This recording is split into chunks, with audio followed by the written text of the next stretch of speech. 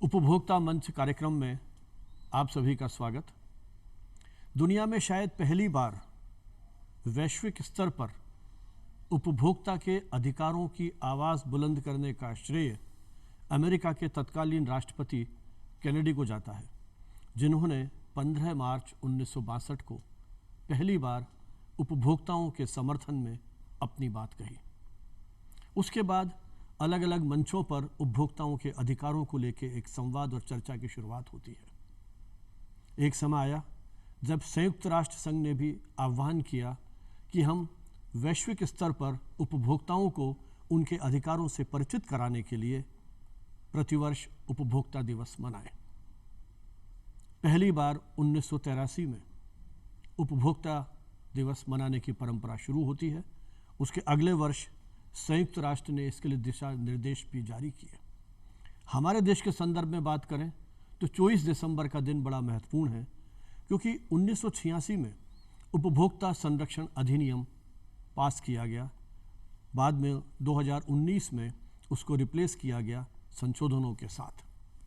आज हम उपभोक्ताओं के इन्हीं अधिकारों, उसकी जागरूकता, इन्हीं सब मुद्दों को लेकर के यहाँ बातचीत करने दूरदर्शन के स्टूडियो में उपस्थित हुए हैं। और हमारे साथ दो ऐसे प्रमुख व्यक्तित्व हैं जिन्होंने उपभोक्ता आंदोलन के क्षेत्र में पिछले 3 - 3.5 दशक से बहुत काम किया है। मेरे साथ हैं अनंत शर्मा जी, जो इस समय भारतीय उपभोक्ता परिसंघ के राष्ट्रीय अध्यक्ष हैं। अनंत शर्मा जी पिछले लंबे समय से उपभोक्ता अधिकारों के लिए, उपभोक्ता के अधिकारों और उससे संबंधित मुद्दों पर निरंतर शोध अनुसंधान कर रहे हैं और राष्ट्रीय अंतर्राष्ट्रीय स्तर पर उपभोक्ताओं को जागरूक करने के लिए आपने एक एक्टिविस्ट के रूप में, एक शोधार्थी के रूप में बहुत महत्वपूर्ण कार्य किया है। हमारे साथ हैं श्री देवेंद्र मोहन माथुर। देवेंद्र मोहन माथुर एक अधिवक्ता के रूप में इस आंदोलन के साथ उपभोक्ताओं को न्याय दिलाने के लिए जिस तरीके से संघर्षरत हैं, आज के इस कार्यक्रम में हम उपभोक्ताओं के इन्हीं व्यापक पक्षों पर, उनके अधिकारों को लेकर के वो किस तरह से अपने जो भी गुणवत्ता, उनकी सेवा में कहीं गुणवत्ता की कमी है, कहीं दोष है, किस प्रकार से वो क्षतिपूर्ति के लिए आवेदन कर सकते हैं, किस प्रकार से वो अपने अधिकारों के प्रति एक तरह से उनको प्राप्त करने के लिए प्रयास कर सकते हैं। अनंत जी, आपसे शुरुआत करते हैं। उपभोक्ताओं को लेकर बहुत बात की जाती है, आप हमारे दर्शकों को ये बताएं कि मूलतः ये उपभोक्ता है क्या, किसको हम उपभोक्ता माने? जी, आपने बड़ा अच्छा सवाल किया है और उसका सबसे आसान जवाब ये है कि हम सब उपभोक्ता हैं। जी, हम सब बिना किसी जाति, धर्म, वर्ग भेद के उपभोक्ता की श्रेणी में आते हैं। हम जैसे ही किसी वस्तु या सेवा का उपयोग करते हैं, हम उसके उपभोक्ता हो जाते हैं। हम जिस माहौल में रह रहे हैं, जिस पर्यावरण का उपयोग कर रहे हैं, उसके भी उपभोक्ता हैं। सुबह से लेकर रात तक खाने पीने, पहनने, तमाम तरह की दूसरी सेवाएं जो हम लेते हैं, उनके हम उपभोक्ता हैं। सिर्फ उपभोक्ता की परिभाषा को लेकर अगर हम बात करें तो वो अलग अलग मायने में उपभोक्ता की परिभाषाएं बदलती रहती है। सामान्य तौर पर हम सब उपभोक्ता हैं, लेकिन आज जब हम उपभोक्ताओं के अधिकारों की बात कर रहे हैं, उससे जुड़े हुए कानूनों की बात कर रहे हैं, तो मैं ये जरूर जोड़ना चाहूँगा कि उपभोक्ता संरक्षण कानून के तहत उपभोक्ता की जो परिभाषा है उसे कुछ मर्यादित किया गया है और उसमें उपभोक्ता उसे माना गया है जो किसी भी कीमत देकर या कीमत देने का वादा करके, प्रतिफल का वादा करके वस्तु या सेवा का उपयोग करता है। यानी सामान्यतः निःशुल्क जो वस्तुएं हम लेते हैं, निःशुल्क सेवाएं हम लेते हैं, उपभोक्ता कानून के अनुसार उपभोक्ता की परिभाषा में नहीं आती है। तो ये एक सामान्य सा मोटे तौर पर फर्क है। और दूसरा, इस कानून के अंदर इस बात का प्रावधान किया गया है कि वाणिज्यिक प्रयोजन के लिए जो सेवाएं या उत्पाद हम ले रहे हैं, उन्हें भी उपभोक्ता संरक्षण कानून के दायरे से बाहर रखा गया है। अच्छा। माथुर साहब, आनंद जी ने बड़ी महत्वपूर्ण बात कही कि जो वाणिज्यिक सेवाएं हैं वो इससे बाहर हैं और हम किसी भी सेवा के लिए यदि भुगतान करते हैं वो उपभोक्ता की श्रेणी में आता है।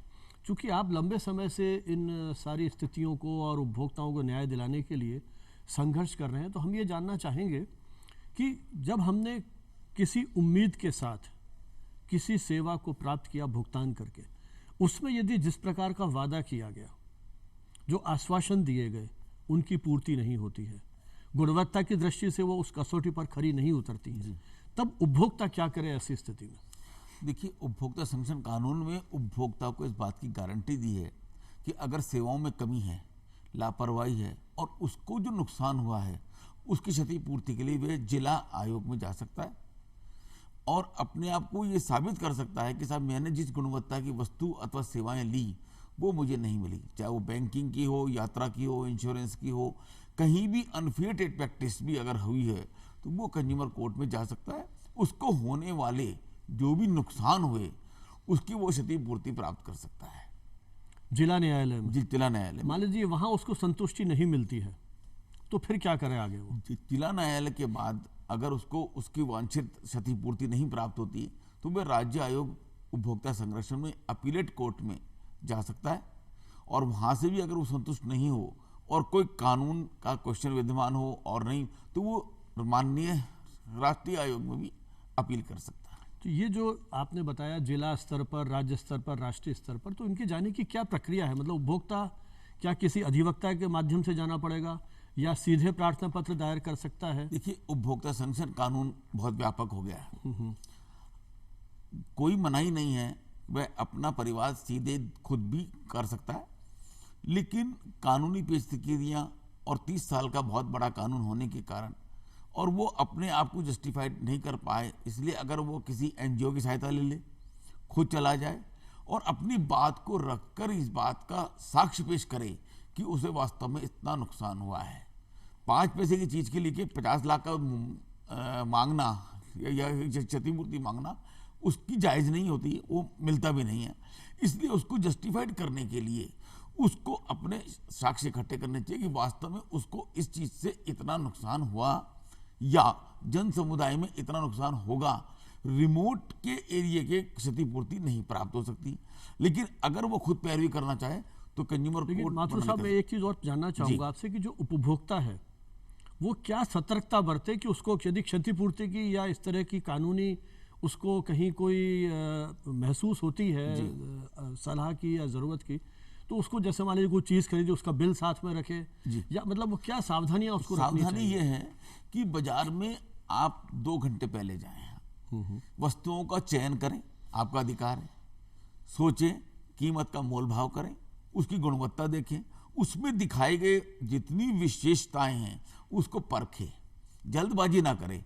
होता क्या है कि जल्दबाजी करते हैं और बिल नहीं लेना, ये भी एक बहुत बड़ी दिक्कत हो जाती है और बाद में उस चीज को खराब होने के कारण फिर आदमी उसको ऐसा सोचता है कि मैंने बहुत घटिया माल ले लिया, क्योंकि उसको चयन करते समय और लोगों से पूछताछ करके उन चीज़ों को खरीदे, उन सेवाओं के बारे में अध्ययन करे। अब तो इंटरनेट अवेलेबल है, गूगल से सब कुछ देख सकता है, उसके बाद ही परचेजिंग करे, उसके bill, warranty card, guarantee card, ये सब चीज़ को देखे और उसको संभाल के रखे, तो आने वाले भविष्य में वो इन प्रॉब्लम से बच सकता है। यहाँ तक कि हम तो कहते हैं कि जिस चीज़ को खरीद रहा है उसका जो सेवाएं सेंटर जो है वो होना चाहिए और वो क्या क्या सुविधाएं देंगे, वहाँ कौन कौन सी ब्रांचेज हैं, कौन कौन से उनके हेड्स हैं, वो सब चीज़ों का अध्ययन करने के बाद अगर खरीदता है तो मैं समझता हूँ कि उसको कम मुसीबत का सामना करना। आनंद जी, आप क्या महसूस करते हैं? जैसा माथुर साहब ने कहा कि ये बहुत मतलब उपभोक्ता को इन सब चीज़ों के लिए लगता है बहुत व्यापक अध्ययन करें, जैसा आपने कहा तुलना कीजिए,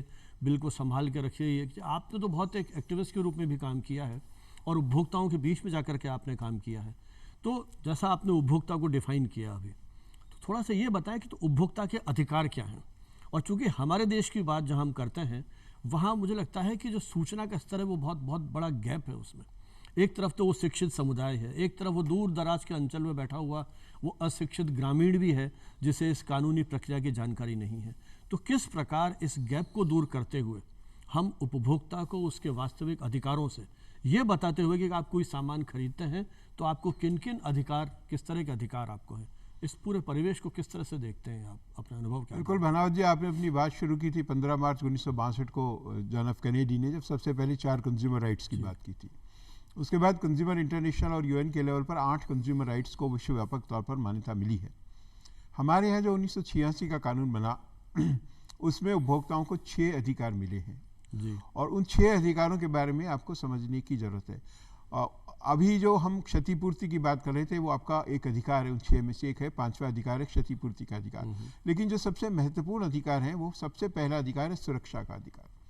सुरक्षा का अधिकार इस बात का बंदोबस्त करता है कि बाजार में ऐसा कोई सामान या सेवा नहीं बेची जानी चाहिए जिससे उपभोक्ता की जान या माल को किसी तरह का नुकसान हो सके, क्योंकि अगर जान और माल को नुकसान हो गया तो क्षतिपूर्ति लेना बाद की बात है, जो चीज़ चली गई वो नहीं आने वाली है। अगर कोई हमने आदमी को खो दिया तो क्या हम उसकी क्षतिपूर्ति करेंगे? वो सिर्फ एक आर्थिक वैल्यू उसकी रह जाती है। के साथ खिलवाड़ तो हो सबसे जाए। पहली चीज बात यह है कि ये हमारा अधिकार है कि बाजार में ऐसा कोई वस्तु या सामान नहीं होनी चाहिए जिससे हमारी जान जा सके, और इसके लिए हमने अनिवार्य मानकीकरण कई चीज़ों में लागू किया है।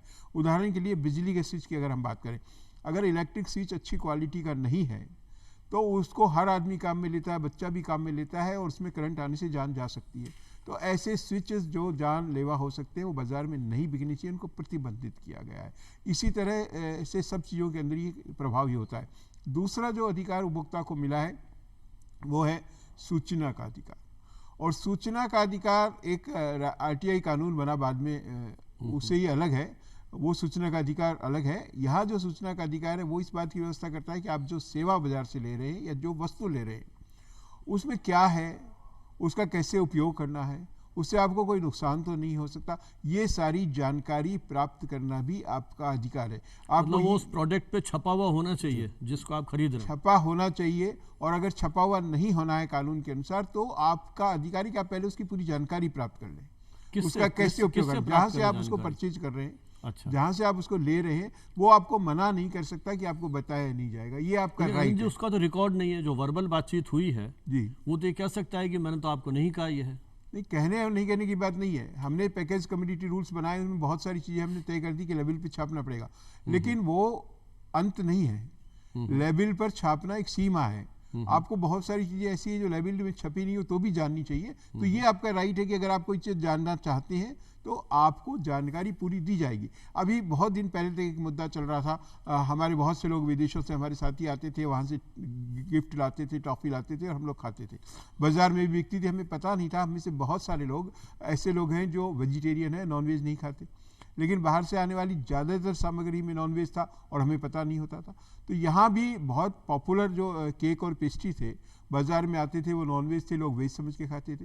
तो हमने उनके जानने के अधिकार के लिए एक निशान लगाना शुरू किया, हरा निशान और लाल निशान। तो ये आपकी सूचना के अधिकार में आता है। इस तरह आपको हर एक चीज़ों के बारे में सूचना प्राप्त करने की हम कोशिश करें कि लेबल के जरिए हो, और लेबल के जरिए नहीं है तो भी आप पूछ करके इसको, आपका अधिकार है कि आपको वो जानकारी दी जाएगी। ये सूचना का अधिकार है।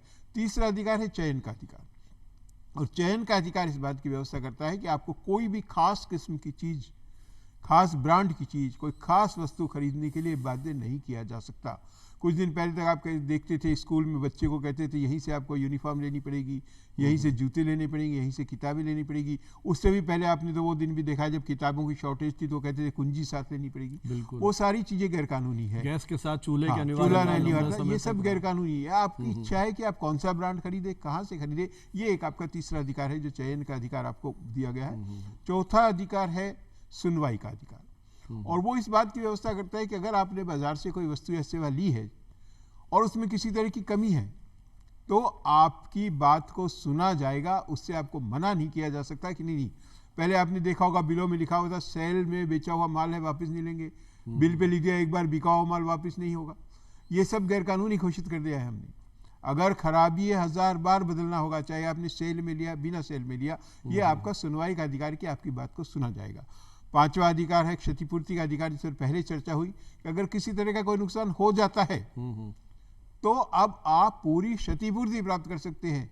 आपने मिठाई की दुकान से मिठाई का डब्बा खरीदा है तो मिठाई खाने वाला बीमार हो गया, न केवल मिठाई का पैसा, पूरे इलाज का पैसा हम उस दुकानदार से ले सकते हैं। हमारे किसान भाई बीज खरीद के लाते हैं, गिरवी रख करके खेती करते हैं, पता लगा बीज खराब हो गई, खाद खराब हो गई, पूरी फसल चौपट हो गई, वो पूरी फसल का पैसा बीज और खाद वाले से ले सकते हैं।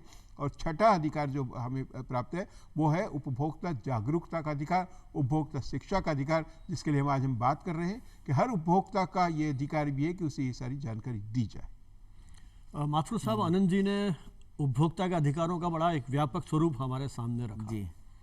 कानून में ये सारे प्रावधान हैं, लेकिन व्यावहारिक रूप से हम कई बार ये देखते हैं, चूँकि आप तो उस पूरी न्यायिक प्रक्रिया से जुड़े हुए हैं, कई बार हम विज्ञापनों में देखते हैं सेलिब्रिटीज बड़े बड़े वादे करते हैं जी, कि रातों रात चमत्कार हो जाएगा, हमारे स्वास्थ्य में ये सुधार हो जाएगा, बिल्कुल। इतनी ऊर्जा का संचार हो जाएगा, है ना, हमारा मतलब पूरा व्यक्तित्व में कितना ट्रांसफॉर्मेशन हो जाएगा। बहुत सारी चीज़ों के बारे में इस तरह के वादे किए जाते हैं और उन सेलिब्रिटीज से प्रभावित होकर के हम उसको क्रय करने के लिए एक तरह से तत्पर हो जाते हैं। फिर वो आश्वासन यदि पूरे नहीं होते हैं तब क्या करें? सेलिब्रिटी के लिए भी क्या कोई दंड के प्रावधान है और वो फायदा नहीं होता जैसा अभी आनंद जी ने कहा, तब क्या करें? उपभोक्ता संरक्षण अधिनियम अभी जो 19 में अमेंडमेंट आया उसमें जो संशोधन हुआ उसमें सेलिब्रिटी को भी पक्षकार बनाया जा सकता है और उसके ऊपर भी पेनल्टी इम्पोज की जा सकती है, क्योंकि आपने विज्ञापन से प्रभावित होकर उस सेलिब्रिटी के कथनों पर विश्वास करते हुए बाजार से पर्टिकुलर चीज खरीदी और खरीदने के बाद आपने उसको उपयोग लिया और आपको कुछ भी नहीं हुआ बल्कि और दिक्कत आ गई। हेयर सैलून में भी ऐसा होने लगा। वो बहुत सारी चीजें ऐसी बाजार में आई जो विज्ञापनों से ही चला करती है, क्योंकि कंज्यूमर के दिमाग में एक विज्ञापन फिट हो जाता है, वो समझता है जो ये कह रहे हैं वो गुणवत्ता है, जबकि ऐसा नहीं है। तो बाजार जाते समय विज्ञापन के बोझ को हटाकर जाएं। हो सकता है कि मेरे को स्थानीय जो बनने वाली चीज वो ज्यादा अच्छी मिल सकती है, लेकिन हमारे विज्ञापनों में कई बार हमने गवर्नमेंट ऑफ इंडिया को भी लिखा कि खाने पीने की चीजों पर विज्ञापन क्यों? सॉल्ट ही है, नमक ही है, तेल ही है। तेल दिखाने से, तेल का विज्ञापन से कॉस्ट बढ़ती है और कंज्यूमर को नुकसान होता है। सेलिब्रिटी अगर कहती है भाई ये पर्टिकुलर चीज अच्छा है, ये तेल अच्छा है, हम उसमें दौड़ने लगते हैं क्योंकि बाजार विज्ञापन से चलता है। तो कंज्यूमर को अवेयरनेस, हम ये कहते हैं कि सावधानी रखिए, विज्ञापनों से प्रेरित होकर कोई चीज मत खरीदे, उसकी गुणवत्ता पे जाइए और जब गुणवत्ता पे जाएंगे तो आपको चीज अच्छी मिलेगी। और सबसे बड़ी बात, जब किसी चीज की शॉर्टेज होती है, कोई चीज महंगाई होने लगती है, हमारा कंज्यूमर ज्यादा खरीदने लगता है, जबकि उसको बायकाट कर देना चाहिए। तो बाजार की धारा बदलने का ताकत भी कंज्यूमर में ही है, ऐसा नहीं है। लेकिन हमारी यहाँ गलती यह हो जाती है, हम ज्यादा खरीदते हैं तो और शॉर्टेज बढ़ती है और फिर वो महंगाई बढ़ती चली जाती है। इसलिए विज्ञापन से प्रेरित ना होकर अगर जाएंगे। लेकिन अब जो नया चीज है कि अनफेयर ट्रेड प्रैक्टिस का पार्ट भी उपभोक्ता संरक्षण कानून में जोड़ा गया है कि कहीं भी मिसलीड ऐड हो रहा है तो उसमें उत्पादक को भी जिम्मेदार, बेचने वाले को भी ये जिम्मेदार ठहराया और मार्केटिंग करने वाले को भी जिम्मेदार ठहराया गया है, जिससे कंज्यूमर का संरक्षण हो सके। आनंद जी, जैसा अभी माथुर साहब ने बताया कि किस तरह से सेलिब्रिटीज़ और इस तरह के आश्वासनों से कानून में सब प्रावधान है, लेकिन प्राय हम देखते हैं कि जिस तरह से वो कंज्यूमर इंटरनेशनल जो एक अंतर्राष्ट्रीय संगठन है, ये प्रतिवर्ष उपभोक्ताओं को जागरूक करने के लिए एक थीम प्रस्तावित करते हैं ताकि हम अलग अलग संदर्भों में, जैसे एक वर्ष उन्होंने किया ट्रैकलिंग प्लास्टिक पोल्यूशन, कि हम प्लास्टिक का उपयोग नहीं करें। फिर इन्होंने किया कि जैसे फेयर डिजिटल फाइनेंस, और हम देख रहे हैं कोरोना काल में और कोरोना का जो ये इस समय का जो दौर है, उस समय ये ऑनलाइन प्रैक्टिसेस बहुत बढ़ रही हैं। हम ऑनलाइन पेमेंट्स कर रहे हैं, ऑनलाइन सामान मंगा रहे हैं। लगता है पूरी दुनिया एक तरह से इसी में सिमट गई है और हमारी युवा पीढ़ी ये तो लगभग इसी पे निर्भर हो गई है। यदि मैं अर्बन और शहरी क्षेत्रों की बात करूँ, धीरे धीरे ये जिस तरह से डिजिटल इंडिया का ये आंदोलन है ये और आगे बढ़ेगा और सरकार भी इन चीज़ों को प्रोत्साहित कर रही है। तो इस बार जो एक थीम दी गई है फेयर डिजिटल फाइनेंस, तो चूँकि आप तो राष्ट्रीय अंतर्राष्ट्रीय स्तर पर जुड़े हुए हैं, तो क्या लगता है कि इस तरह के जो आह्वान किए जा रहे हैं ये किस प्रकार हमारे उपभोक्ताओं को जागरूक कर पाएंगे? नहीं, हर बार एक विषय लिया जाता है ताकि खास तौर से उस पर चर्चा हो सके, उस पर फोकस कर सके। और जैसा कि आपने कहा भी कि बात डिजिटल इंडिया की नहीं है, इस समय पूरी वर्ल्ड ही डिजिटल हो गया है और कोरोना ने तो उसमें बहुत मदद की है। लेकिन हम देख रहे हैं कि जो जितने डिजिटल ट्रांजेक्शन है उनमें फ्रॉड भी उतनी ही तेज़ी से बढ़े हैं। मैं तो अक्सर कहता हूँ, भ्रामक विज्ञापन की बात करें, कम नापतोल की बात करें, टेक्नोलॉजी के विकास के साथ साथ शोषण के अंदर भी नई टेक्निक्स आ रही है। हम इलेक्ट्रॉनिक बाट की बात करते हैं, कांटे की बात करते हैं, तो नापतोल उसमें सॉफ्टवेयर चेंज करके गलत दिखाया जाता है। तो इसी तरह जब डिजिटल टेक्नोलॉजी आई है फाइनेंस के सेक्टर में, तो इसमें चीटिंग बहुत ज़्यादा बढ़ गई है। अभी आप देखिए क्रिप्टो करेंसीज को लेकर के सारा क्या हो रहा है। इसके अलावा आपके बैंक के खातों से, आपके क्रेडिट कार्ड से कोई दूसरा आदमी पैसे निकाल ले जाता है। और उन सब के साथ ही जो ये फोकस किया जाना है फेयर डिजिटल फाइनेंस पे, वो ये है कि मैं एक आपको छोटा सा उदाहरण देना चाहूँ। पहले की इकोनॉमी और आज की इकोनॉमी में क्या फ़र्क है। पहले हम 100 रुपये का एक नोट था, बाजार में जाते थे, अगर हमने 1000 बार भी ट्रांजेक्शन किया तो वो 100 रुपये का नोट ही रहता था। आज की थ्योरी क्या हो गई, हर बार आपका 1-1.5% ट्रांजेक्शन चार्ज कट रहा है। 100 रुपये से आपने ट्रांजेक्शन शुरू किया, 100 बार ट्रांजेक्शन होते होते वैल्यू खत्म हो गई। तो ये पूरा पैसा वो लोग खींच लेंगे आपका जिनका उस ट्रेड से कोई लेना देना नहीं था। सामान बेचने वाले को नहीं मिल रहा, सामान खरीदने वाले से चला गया और पैसा बीच में गायब हो गया। तो ये जो पैसा गायब हो रहा है और जिन लोगों के पास जा रहा है उसका भी एक फेयर सिस्टम होना चाहिए, उसमें एक पारदर्शिता होनी चाहिए। वो इस बात को फोकस करने की दिशा में एक काम है। और दूसरा जो डाटा आपका है, आज सबसे बड़ी सुरक्षा डाटा की हो गई है। तो फिर जब हम डिजिटल ट्रांजेक्शन कर रहे हैं तो जो हमारी व्यक्तिगत गोपनीयता है, जो हमारी आर्थिक गोपनीयता है, जो हमारी बैंकों की सूचना है, वो किस तरह सुरक्षित रह सके, ये एक चिंता का दूसरा सबसे बड़ा आनंद जी, जो आपने डेटा की बात कही है, ये तो बहुत बड़ी चुनौती है। जब आप कोई ऐप डाउनलोड करते हैं वो तुरंत आपसे पूछता है कि मेरे को ये एक्सेस दे रहे हैं और अपन उसको हाँ मतलब यस कर देते हैं अपन। तो क्या लगता है आपको कि ये जो पूरा आंदोलन है उसमें ये इस तरह की जो चुनौती सबसे बड़ी आज चुनौती, और इसीलिए इंटरनेशनल लेवल पर इस बात को महसूस किया गया कि डिजिटल ट्रांजैक्शन पर हमें चर्चा करनी जरूरत है। आपने जो बात करी मैं उसका उदाहरण दूंगा। आप लोगों से सबसे मैसेज देना चाहूंगा कि हर कोई ऐप को हाँ न करें। हमारे पास सूरत का सामने का एक मामला सामने आया और बड़ा इंटरेस्टिंग मामला है। पोर्नोग्राफी हमारे यहाँ बैन है, नहीं देखनी चाहिए, पर एक दंपत्ति था, वो अक्सर टीवी पर इस तरह के पोर्नोग्राफी के शूट्स देखा करता था। एक दिन जब उन्होंने चलाया तो देखा कि उनके खुद के शॉट्स वहाँ आ रहे, तो उनके लिए तो ये बिल्कुल शॉकिंग था। ये क्या हुआ है। उन्होंने पुलिस में रिपोर्ट कराई, केस बना, पता चला। तो ये आप सब लोगों को जानना चाहिए कि जितने भी स्मार्ट टेलीविज़न आ रहे हैं वो सारे आपकी फ़ोटो खींचते हैं। तो आप बेडरूम में खाली देख नहीं रहे, आप दिख भी रहे हैं। और उन्होंने आपसे परमिशन ली हुई इस बात की। तो जितने ऐप्स हैं वो आपके मोबाइल में आपके कैमरे को, वेबकैम को, आपके वीडियो के कैमरे को लेने का परमिशन आपसे लेते हैं। तो वो खुद भी उस समय शूट करते हैं। और वो चीज़ जब सामने आई तो बड़ा हंगामा हुआ, लेकिन लोगों जब उस पर कार्रवाई की गई तो टेलीविज़न निर्माता कंपनियों ने माना कि स्मार्ट टीवी में ये फीचर हमने इसलिए रखा है ताकि हम आपको आपके उपयोग के विज्ञापन दिखा सकें। हम उस आर्टिफिशियल इंटेलिजेंस जो आज है, वो आर्टिफिशियल इंटेलिजेंस इसलिए कि वो आपसे ज़्यादा आपके बारे में जानते हैं और उन सब चीज़ों को सुरक्षित रखते हैं। तो उस स्थिति में ये जो आज जो सब कुछ हो रहा है वो चिंता के लिए बहुत गंभीर विषय है, जिसके लिए हम उपभोक्ता को, हम सबको सचेत रहना चाहिए और जागरूक रहना चाहिए। लेकिन आनंद जी, चुनौती ये है कि हमारे यहाँ, जैसा मैंने शुरू में भी कहा, अभी शिक्षा का वो प्रसार नहीं है। ठीक है, साक्षरता का प्रसार हो रहा है, लेकिन वो अवेयरनेस की जो हम बात कर रहे हैं, क्योंकि अधिकारों के साथ साथ जागरूकता भी बहुत बड़ी चुनौती है उपभोक्ताओं के लिए। क्योंकि जिस तरह से डिजिटल विस्तार हो रहा है, यही सोच के शायद ये थीम रखी गई है कि हम डिजिटली अपने आप को कैसे, डिजिटल लिटरेसी की बात यदि हम करें तो वो क्या विकल्प लगता है आपको कि हम कैसे करें? क्योंकि ऐप डाउनलोड करना मजबूरी है आपको, चूँकि सारा डिजिटल माध्यम सब चीज़ें आ गई है। कल तक स्कूल यूनिवर्सिटीज़ में मोबाइल अलाउड नहीं थे, अब तो स्कूल यूनिवर्सिटीज़ मोबाइल में ही एंटर हो गई हैं। मीडिया सारा मोबाइल में आ गया है। तो जब हमारा पूरा जीवन, और जो आपने आर्टिफिशियल इंटेलिजेंस की बात की, कृत्रिम बौद्धिकता की, कोई ना कोई व्यक्ति सब चीज़ पढ़ रहा है।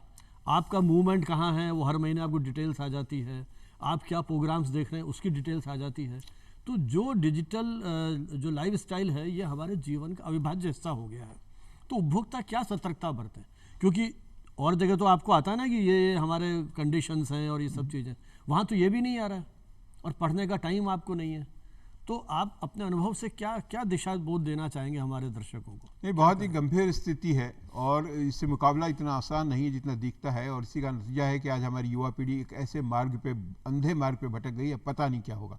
खासतौर से छोटे बच्चों तक जो पोर्नोग्राफी पहुंची है, उसने जो स्थिति की, कल्चर को कलप्स कर दिया है। क्या होगा, बहुत बड़ी चिंता है। निश्चित रूप से माता पिता की जिम्मेदारी, लेकिन वो भी क्या कर सकते हैं जब बच्चों को आपने मोबाइल दिला ही दिया है। हमने कोशिश की है कि भारत सरकार के स्तर पर कुछ ऐसी साइट्स पे रोक लगे, सरकारी स्तर पर काम हो। और जो आपने शुरू में चेतावनी दी थी, आपने कहा उपभोक्ता को जागरूक रहना चाहिए, जागरूक रहना चाहिए, लेकिन वो उसको जागरूक करना भी बहुत बड़ी चुनौती है। तब तक हमने कोशिश की कि सरकारी स्तर पर ऐसे कदम उठें कि इनके ऊपर सख्ती के साथ रोक लग सके। तो इसलिए जो 1986 के कानून में व्यवस्था नहीं थी, अब हमने नई व्यवस्था ही करवाई है। कंज्यूमर प्रोटेक्शन अथॉरिटी एक भारत सरकार के स्तर पर बन गई है, जो कंज्यूमर कोर्ट्स के अलावा इस तरह के मामलों में सीधे इंटरफेयर रखती है। वो अपने चीज़ों पर रोकने के लिए नियम भी बनाती है, जो कमर्शियल ई-कॉमर्स है उसके लिए भी नियम बनाती है और बहुत सारी चीज़ों को देखती है। जहाँ तक जागरूकता का सवाल है, भारत सरकार ने जागो ग्राहक जागो कार्यक्रम चलाया है, राज्य सरकारें भी इसके लिए कार्यक्रम चला रही है। हम दूरदर्शन पर बैठे हैं, सरकारी मीडिया है वो अपना प्रोग्राम कर रहे हैं, सबके जरिए काम हो रहा है। और उपभोक्ता हेल्पलाइन नहीं चलाई जा रही है। डिजिटल आप शिकायत फाइल कर सकते हैं। आप थोड़ी देर पहले आप पूछ रहे थे कंज्यूमर कोर्ट में कंज्यूमर खुद शिकायत कर सकता है, नहीं, बिल्कुल कर सकता है, वकील भी ले जा सकता है, एनजीओ भी जा सकता है। और अब उन्होंने कर दिया, आप सीधा डिजिटल शिकायत भी वहाँ दर्ज करा सकते हैं, आपको वहाँ जाने की जरूरत नहीं। चीज़ों में बदलाव आ रहा है, सारी चीज़ें काम कर रही है। 1811-4000 में नंबर बताना चाहूँगा सबको, 1800-11400, भारत सरकार की राष्ट्रीय उपभोक्ता हेल्पलाइन का नंबर है। 1800-180-60-30, 1800-180-6030, राजस्थान सरकारी कंज्यूमर हेल्पलाइन का नंबर है। लोग इन पे फ़ोन करके जानकारी ले सकते हैं और जो भी अपनी समस्या उनको शेयर कर सकते हैं। बहुत सारे NGO हैं, केंद्र जैसी संस्था हैं जो मदद करने के लिए तैयार है। आप वहाँ भी जाके निःशुल्क मार्गदर्शन और यहाँ तक कि कंज्यूमर फोरम्स में जाने के लिए निःशुल्क मदद भी प्राप्त कर सकते हैं। चलिए माथुर साहब, जैसा आनंद जी ने कहा कि व्यवस्थाएं सारी हैं, आवश्यकता है कि हमारी एक्सेस वहाँ तक हो। चूँकि अब बहुत ज़्यादा समय नहीं है, अंत में आप क्या कहना चाहेंगे, किस तरह से हमारे वो आपने आंदोलन की बात की, जागो ग्राहक जागो, इस तरह का अभियान चलाए गए, आप अपने अनुभव से क्या दर्शकों को बताना चाहेंगे कि किस प्रकार से सतर्क हो? सबसे बड़ी बात क्या है कि उपभोक्ता संरक्षण कानून आप उपभोक्ताओं के लिए बनाया गया है, सबके लिए बनाया गया है। सवाल ये है कि अपने अधिकारों का उपयोग करना और उपयोग करके आइडियल बनना, क्योंकि जनरली लोगों में धारणा है कि कुछ नहीं होता, मैं क्यों शिकायत करूं, क्या होगा, कुछ नहीं होगा। ये मनोवृत्ति तोड़नी पड़ेगी तो हम आगे बढ़ जाएंगे और नई चीज़, नई दिशा, नया कदम तो आप ही को उठाना पड़ेगा, क्योंकि आपको घर बैठे ये सुविधाएं नहीं मिल पाएंगी। अपने अधिकारों के लिए अपनी आवाज़ उठाना पड़ेगा और हम आगे बढ़ जाएंगे। आपने बिल्कुल सही कहा माथुर साहब कि आम उपभोक्ता को जागरूक होना पड़ेगा, उसे अपना मौन तोड़ना पड़ेगा। हमारे यहाँ कानूनी प्रावधान है, सरकारें अपने स्तर पर प्रयास कर रही हैं, लेकिन इस देश का आम नागरिक जब सक्रिय होगा, अपने अधिकारों के लिए जागरूक होगा, तब मुझे लगता है कहीं हम एक बदलाव की आहट महसूस कर सकेंगे। पिछले सालों में जो काम किया गया उसमें इसमें कोई दो राय नहीं है कि उपभोक्ता सजग हुआ है, जागरूक हुआ है। अभी उस दिशा में और काम करने की आवश्यकता है। हमारे संगठन, मीडिया, NGOs, ये सब लोग निरंतर प्रयत्नशील हैं, प्रतिबद्ध हैं एक अच्छे भविष्य की उम्मीद में। आप सभी का बहुत बहुत धन्यवाद कि आप यहाँ आए और ये महत्वपूर्ण जानकारी हमारे साथ साझा की।